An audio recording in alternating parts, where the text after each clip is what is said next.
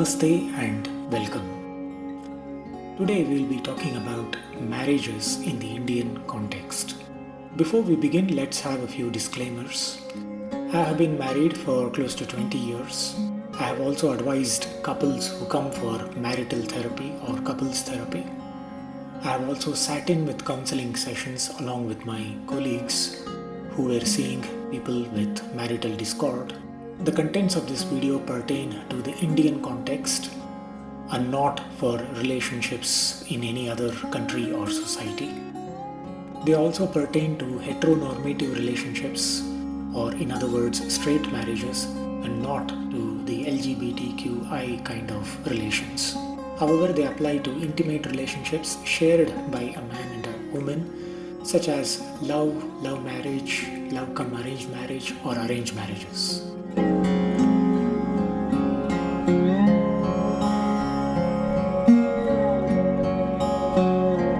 Let us talk about the historical context of marriages. It is said that men and women started cohabiting about 5 to 8 million years ago. Back then, this was more a necessity than any other requirement, because this resulted in shared and cooperative coexistence and helped immensely in hunting and child rearing. This also led to the advantage of better child survival, because a couple was more successful in bringing up a child safely than a single individual. Over the years, this relationship acquired new meanings as new cultures and religions took hold in our society. In the Indian context, marriage turned out to be a socially arranged and socially approved coexistence of two individuals. This was sanctioned by the elders in the family and other prominent social members. This provided a legitimacy to living together and raising families and bringing up children. However, the concept of marriage has been evolving over the centuries and continues to evolve even now.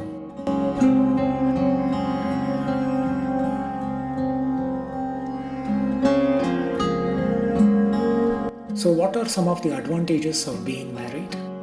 You have someone to talk to at all times. Sharing the burden in itself may bring about a certain peace of mind.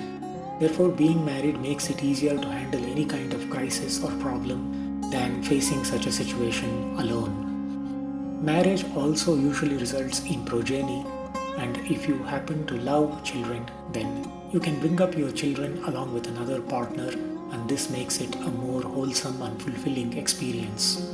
Several studies have also shown that being married reduces the risk of certain mental conditions such as depression or suicide, although this is not always the case. If you happen to be a social person and like mingling with other individuals, then getting married also increases the circle of friends and relatives that you can have access to.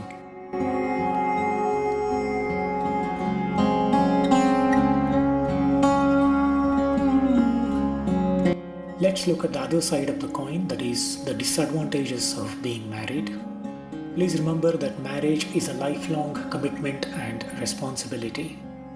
Finding time for solitary activities or pursuits is extremely difficult because you are always tied up with your partner. There are always going to be expectations from your partner, and if these expectations are not met, it may result in resentment and judgmental attitude, which may become detrimental to the couple's coexistence. There is an oft-repeated saying that familiarity breeds contempt, and this is true of marriages as well. It is surprising how certain quirks of character which were adorable before coexistence become very annoying after a few years of coexistence. Whatever you do, you are answerable to another individual, and you have to consider this before you say or do anything.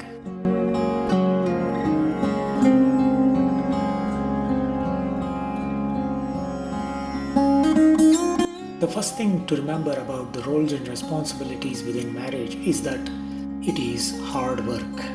Living for life with another individual is not an easy prospect. It calls for open communication at all times. It also calls for loyalty and being committed to the relationship. You have to delegate certain responsibilities and take on a few other responsibilities if you have to peacefully coexist and manage your family. Not everybody is perfect, therefore, you have to cover for each other's shortcomings. And ultimately, as the wise say, it is about spiritual progress of both the individuals involved in a marriage. Therefore, you have to try and reduce your mental conditioning and influence of ego and look at enhancing the good characteristics in the other person. This can be achieved only through mutual cooperation and the act of letting go and approaching everything with an open mind and love.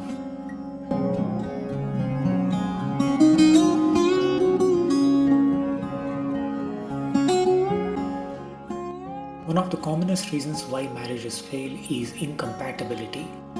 That is, there are so many personality differences between a man and a woman in a relationship that it can lead to frequent arguments, unfulfilled expectations, and general disappointment and resentment. There is, of course, the role of the larger family in the Indian context. The two individuals in a relationship have to interact with many family members, such as mothers-in-law and fathers-in-law, as well as the extended family, and this could result in strained relationships which can have a detrimental effect on the marriage itself. Some individuals are unable to remain committed within the marriage and may go on to have extramarital affairs. Or they might already be having an affair and would have agreed to get married due to parental or societal pressure.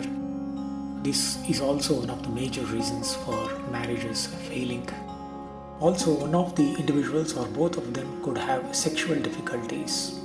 These may include inability to perform the sexual act or alternative sexualities, which makes it difficult to have a meaningful relationship. This can also result in a failed marriage.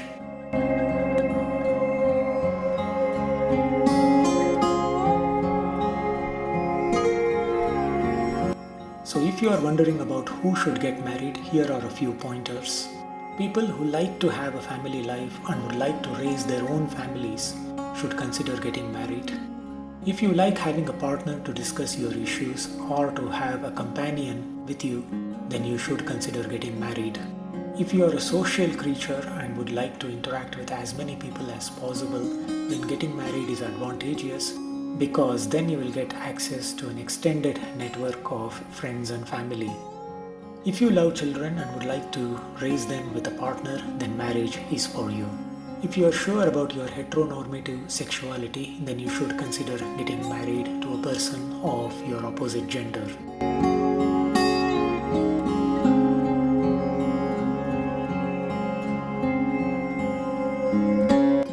On the other hand, who should not get married? If you are not willing to make the commitment of staying with another person for the rest of your life, then you should reconsider getting married. If you are marrying only as a status symbol or to display your marital status to the rest of the society, then you should not. You should also not get married if your parents are forcing you to. It is better not to compare your situation with your friends or relatives and then decide that you should be like them and hence get married. If you are too independent minded or like solitary activities, then also you should not get married. Needless to mention, if you are of the alternative sexuality, you should not have a heteronormative marriage. Finally, if you are spiritually inclined, that is, you want to subdue your ego and progress in the spiritual realm, then you should not get married because that comes with its own commitments and attachments and would make it very difficult for you to find time to engage in spiritual activities.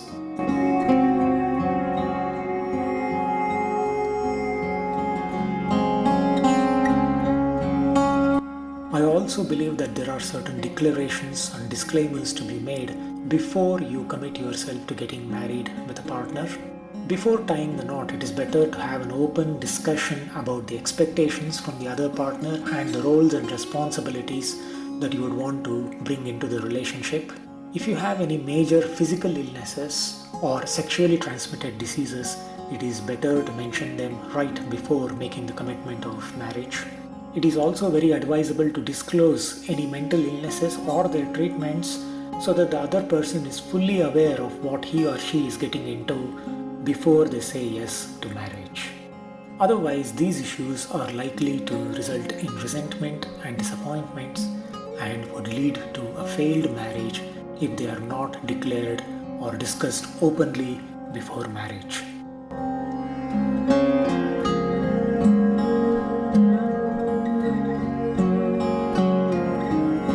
No doubt looks are very important initially, but please remember that they only last until a certain age. Everybody looks different after a certain age, and then what really matters is compatibility and the character traits. Therefore, apart from doing a horoscope match, it is probably advisable to match personalities by taking the help of a trained psychologist. This would give you an idea about how compatible you can be with your partner, and this would in turn increase the success rate of your marriage. Ultimately, it is about being open-minded, having good communication, and accepting the other person for what he or she is. For much more information on marriage and what makes or breaks marriages, please read the description of this video, wherein there are blog links to articles that I have written on this issue. Thank you for watching this video. Namaste.